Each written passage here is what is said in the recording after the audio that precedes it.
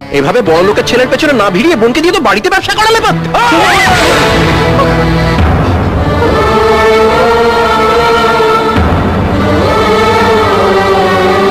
চৌধুরী বাবু, ডিম দুধ বিক্রি করে আমি আমার বোনকে মানুষ করেছি, কলেজে পড়িয়েছি, কিন্তু বড় লোকের ছেলেকে ফাঁসানোর কোনো শিক্ষা আমি দিইনি। ওটা আপনাদের জন্য তোলা থাক। এই বিয়ে বাড়িতে দাঁড়িয়ে আমি আর একটা কথা বলে যাচ্ছি, আমার বোনকে আমি সারা জীবন আইবুড়ো রাখবো, তবু কোনো বড় লোকের ছেলের ছায়া আমি ওর ওপর পড়তে দেবো না। কথাটা মনে রাখবেন।